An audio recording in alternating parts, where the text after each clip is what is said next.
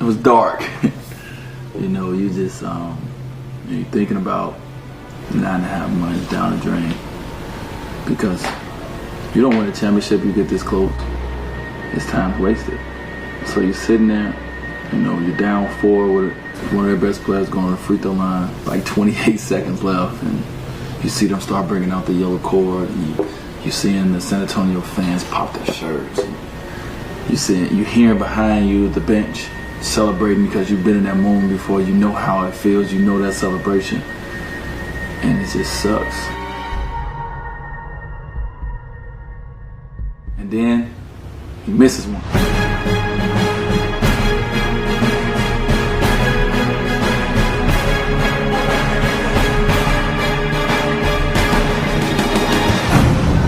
Only outcome I see is money. I don't see I don't see no other thing but winning. The journey for me, the journey is to this. The journey is to 3. The third ring was so important to me because 3 symbolizes to me a lot that I believe in. The Father, the Son, the Holy Spirit. At that time, when I started winning 3, it meant so much because my mom was in prison, and I really needed to lean on my faith. And I picked number 3 for that reason. And it's just something that just followed me through life. It's crazy to even think about. I've been in the finals 4 times. I mean, I'm a kid from Robbins, Illinois, from 59th and Prairie. I don't even supposed to be in the NBA, let alone going for my 3rd NBA championship ring. So to me, it's an out-of-body experience. After coming off of losing in 2010, losing that championship, and then that long summer with the lockout, last year was just about making up for our mistake the year before. In a sense, it was about getting back to enjoying the game, but it was about, revenge as well. And it was great to win that championship last year, and I felt like that was more so for LeBron. Well, just training to, get ready for the playoffs. Obviously, it's a different level than the regular season.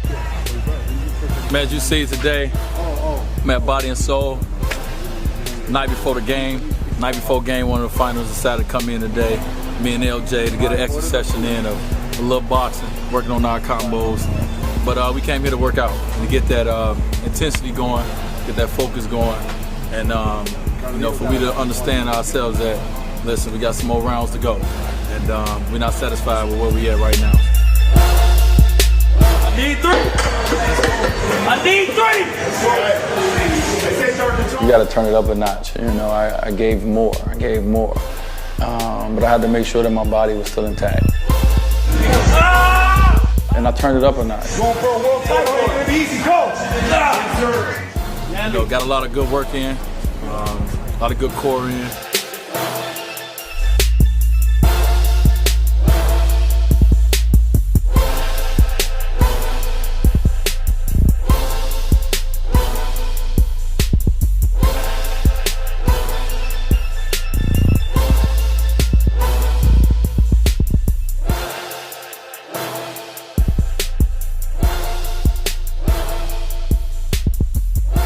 The biggest thing is just mental focus on what we need to do, and that's win 4 more games, and it's going to be hard. So today we started it, tonight we started that process, and tomorrow, the basketball begins. So great workout tonight. Road to a championship, man. It ain't easy. It ain't easy. It ain't easy. My chef was on me, making sure I eat the right things, make sure I had enough energy in the games. I had to make sure I stay hydrated a lot. I drink a lot of Gatorade. I had to make sure that I put back in, everything that I put out. As much as I had to rev up on the court, I had to rev up away from the game too, when it came to taking care of my body. I thought that this year had a lot of highs and lows, individually for me when it comes to health, coming off of surgery, going through the bone bruises, going through the knees problems in the playoffs. Here's a guy that's actually literally in a lot of pain. There's a difference between being hurt and being injured. This guy was injured for 2 seasons. When I first started the season, I was coming off a knee surgery, so I knew that I wasn't going to be at my full strength. We would go through exercises designed for him to help his muscles fire properly, to give his knee the stability that it needed. I knew it was going to take me to about January, February until I got to where I needed to be. He started having different problems with his left knee. January, February, I got where I needed to be, and I was balling. I was feeling healthy. I was the dwade that everybody came to see on the basketball court. And then, we hit this unbelievable streak where we just started winning 10 games, 20 games. His whole game, Mr. Flash, is quick, fast, and explosive. And all those variables put a lot of pressure and force on the knee joint. And I get injured during the streak. I get these bone bruises during the streak. Here's a guy with a small tear in his knee going through this field of battle, game after game, performing, listening to all the crazy things that some fans and commentators and people like that are saying about this guy, not knowing the behind-the-scenes true story of what he's going through. But I don't want to stop because, I want to make history. And so I keep playing through it, and then I get hit some more, and I get hit some more to the point I get 3 bone bruises in one knee. And it kind of took a toll on my body, and it just never healed. So I had to deal with that all the way through the playoffs until Game 6 where I got hit in my surgery knee, and it swole up. He felt himself starting to break down up to Game 6. That's when he gave me a call and asked me, yo, dude, I need you. And now I'm dealing with 2 bad knees, I guess, going into Game 7. We had to do what it would take to maintain that leg's strength throughout that whole series. And boy, was that some work. But what's interesting is here's a guy going to practice, playing games, and putting in that extra work. I don't care if it was 10 o'clock at night. He would call me over, meet me over here in the gym, bruh. Come to the room, let's get this work in. So he's just a little rusty because his knees right now.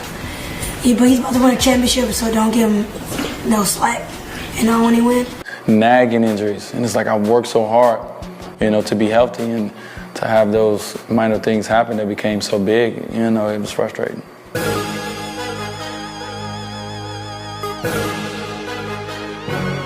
Well, your teammates get to see you and what you go through, and I think, when your teammates see you go through certain injuries and, how much you're in the training room and how much you got to get, what you got to do to get prepared for a game, they're appreciative of you giving your maximum effort. And for what he did tonight in the fourth quarter, being forgotten by everyone except us, to come in with 2 Euro steps and get a tip dunk, and also get a key offensive rebound and knock it off of Bulls to give us extra possession. That's what players do. So, but I go on and on about how great he is. I really don't care for the trash talk that he receives. I think it's said about me. A lot of people like, oh, he ain't got it no more. He ain't this, he ain't that. I know I will. Anybody who want to pick up a basketball and meet me at the gym, you can do that. But what I have to do for my team is different. It's a different game. It's a different Dwyane, and it's not easy. Sometimes I want to yell and scream. Sometimes I want to shoot every shot. Sometimes I want to be selfish. But it's not who I am inside. I'm not a selfish individual. And I do understand that I play a team sport, and it's about team success, because at the end of the day, if I average 40 points a game in this series and we lost, it'll suck. If I average what I'm averaging now, we win the championship, I'm not going to care. No one cares. My teammates is great, and that's why we're able to be successful. That's why we're able to come back into Game 6 the way we have, because we believe in each other, and we're such a close-knit group. Took something from us. We got to go get it back tonight, from the beginning, all right? We got this saying that I started saying, and I got it from the movie Red Tails. I stand in the middle, and I say, nothing's difficult. And my team shot back. Everything's a challenge. Through adversity. To the last second. To the last minute. We fight. We fight. We fight. We fight. We fight. We fight. We fight. Let's go.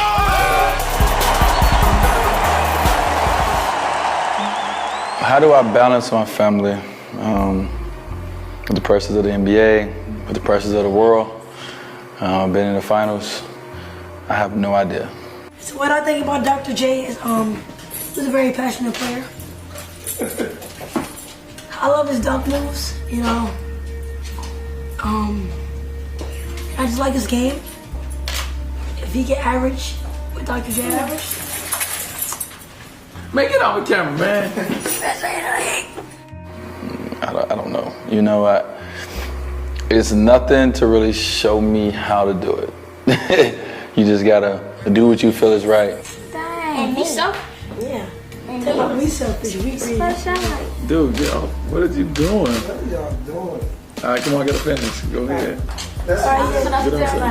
My family understands the moment and the time, and they give me a certain amount of space, but they also need a certain amount of love. People was playing truth or dare. I mean, you was playing truth or dare. You was playing truth or dare. I got in it after. I bet you did get it. What was your dare? Yeah, exactly. That's all you want. You don't want to know the truth. You want to know the dare. No, it was to hug a lot of people, a lot of girls. I did. What? I did hug a lot of girls. I dare you to hug her. With the bathing suit on, like this. You wet, boy. I don't want them to get me too smushy either. I need to be focused. I need to be tough. You didn't answer my text. You didn't answer my text. Then I actually talked to my You sent me a picture of you and said swaggy. What am I to answer? It's a fine line. I think the family needs more credit than me, you know, with their sacrifice. You know, my kids' sacrifice is second to none. You know, when my lady's in town, she's not working, you know, her sacrifice is, you know, unbelievable. Anything else you guys want to know about? Those are just my questions that I had going into Game 7. Only way I'm able to make it work is because of the people I have around me, you know, is able to assist me.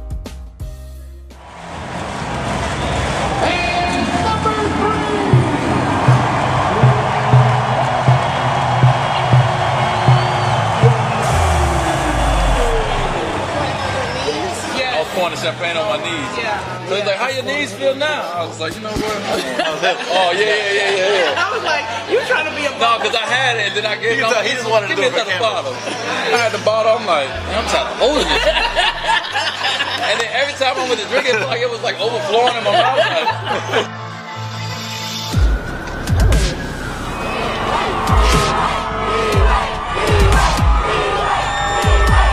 I'm on my third ride. I'm like a vet, seasoned vet right now, but it never gets old. I like this. I like doing this in the summer. I think we need to put this in on our summer schedule every year. That'll be good. I can't describe the feeling. You know, it's surreal from the standpoint of where I come from. You know, I'm like every young boy. I had a dream. I know it's so many kids that I'm playing for. You know, I know it's so many people that I'm playing for. I just was the one that was lucky enough to make it. And it hasn't been easy, but at the end of the day, we're winners. We want to be champions. We'll do whatever it takes. I don't know what's next, but what's next is gonna be special.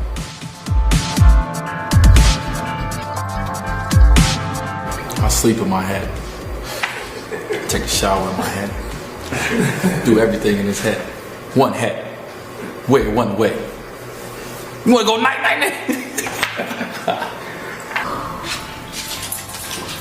Speaking of you, Charles Barkley. Especially you. Charles Barkley.